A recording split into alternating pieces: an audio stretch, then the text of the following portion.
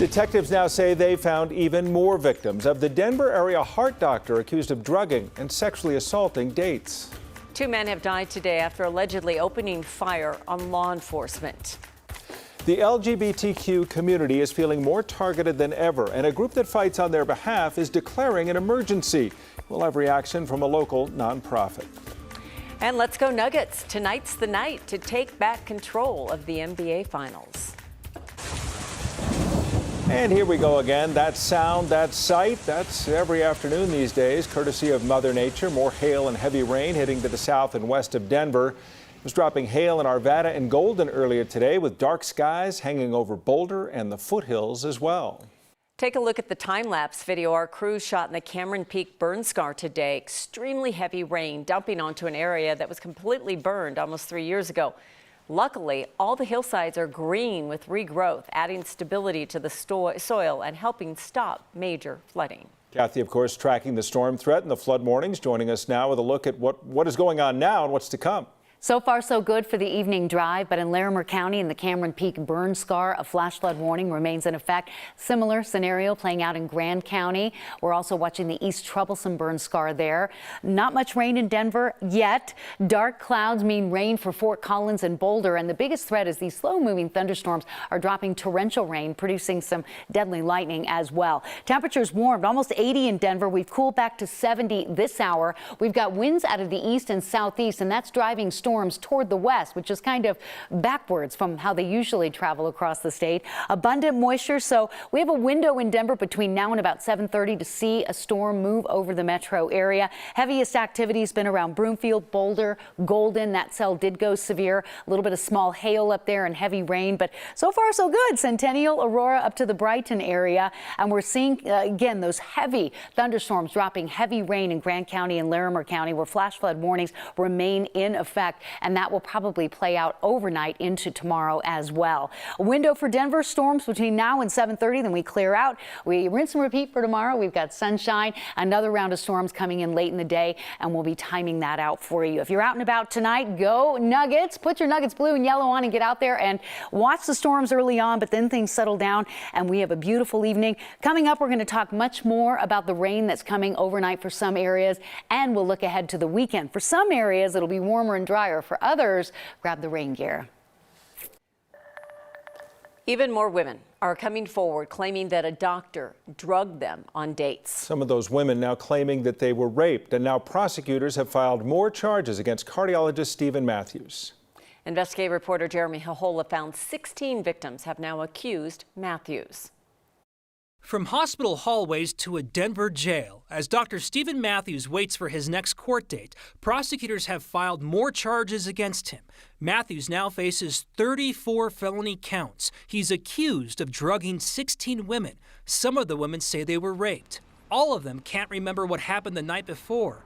The additional claims and charges come about 2 months after police initially arrested him on one allegation. A search warrant obtained by 9 News also reveals police were looking for drugs like tranquilizers at his downtown home just after his initial arrest. In some allegations, Matthews is accused of meeting women on dating apps and then giving them tequila. They'd wake up with no memory of the prior night. Some of the victims in court documents say they remember playing Jenga with Matthews. They say there were dares written on some of those Jenga blocks. The search warrant says police were looking for that game when they searched his home, but it's unclear if they found it. His next court date is set for Friday morning. He has declined to comment about his case while he sits in jail. Back to you guys. Thank you, Jeremy. Denver police call it an unprovoked attack. They say a man walked up to a DPD officer sitting in a cruiser and started firing. It happened outside the Quality Inn near I-25 in North Spear about 4 a.m. Police say the officer was shot 3 times and his bulletproof vest saved his life.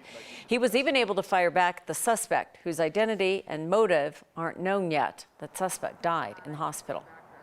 The important thing to say is that we are certainly thankful that we still have one of our officers. But you know, I think we recognize that we face these challenges every day. There are cameras inside and outside of the hotel, and Chief Thomas says they want to get more footage to learn more about what happened. Jefferson County deputies have also said that they have a deputy that shot and killed a man who fired shots at them this afternoon. This happened in an area that is on the south side of Conifer. Sheriff's officials say it started with a welfare check on a man threatening suicide. Deputies say they found the man with a shotgun, threatening to harm himself, would not surrender on his weapon, rather.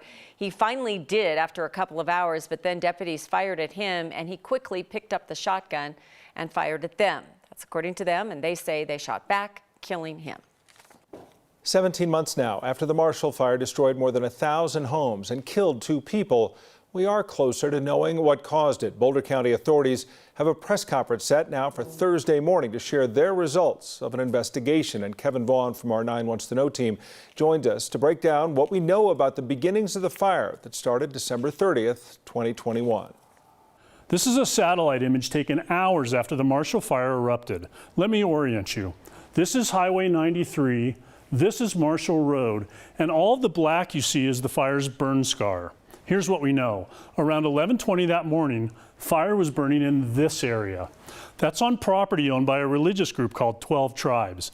At the time the fire was burning there was no smoke in this area, the Marshall Mesa Trailhead. It's important to note that's upwind of the 12 Tribes property. It wasn't until about noon that smoke began rising in that area and spreading east towards Superior. Kevin, we've known since early on that fire was first seen burning on the religious group's property, but you've reported extensively on another potential ignition point. That's right, Tom. This whole area is above a long burning underground coal fire. It's been burning since the 1860s. It's burned through the ground in the past and caused fires, and it's one of the potential causes being looked at here. Well, we're expecting to learn a lot more at that news conference Thursday at 10 a.m. Thank you, Kevin. Of course, we do have a website that shows you what happened in the first hours of the Marshall Fire. MarshallFireMap.com tells you when and where the fire burned and just how fast it moved. Well, today, game day for the Nuggets, a big one down in Miami with the NBA Finals, of course, now knotted up at a game apiece. Game 3 will give one team the upper hand. Tip-off is set for 6:30. We're taking a live look inside KUSA Center. The Nuggets know they need to play better than they did in the last game, especially on Miami's home court. In NBA Finals history, when a series is tied 1-1, the winner of Game 3 has won the series 80% of the time. Scotty Gange and Jacob Toby will be live from Miami later in sports. And the Nuggets social team's been busy. They posted this Michael Porter Jr. dunk on Twitter. Hopefully he picks up his game tonight. There's another tweet here showing a great painting of Christian Brown and Bruce Brown with a Miami-themed backdrop. And there are 2 watch parties here in Denver tonight. Here's a live look at Ball Arena. It's close to sold out, even at the upper levels, but not just yet. As of earlier this afternoon, tickets $20. There's also a watch party at McGregor Square. Those tickets sell for $30. Might need an umbrella initially, but hopefully it should be a good night.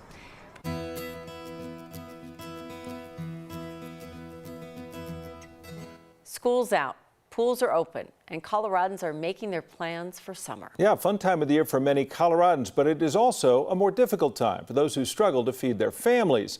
That's why we hope you'll consider helping your neighbors by donating to the 9 Cares Colorado Shares Spring Drive. Giving is easy. You can scan the QR code that's right there on your screen and donate now, or you can also give when you shop at your local King Superstore. The money you give will stay in your community. Learn more by going to 9news.com/9cares. It's super frustrating. You know, with all the wins that we have, it's hard to see that our communities are being harmed still.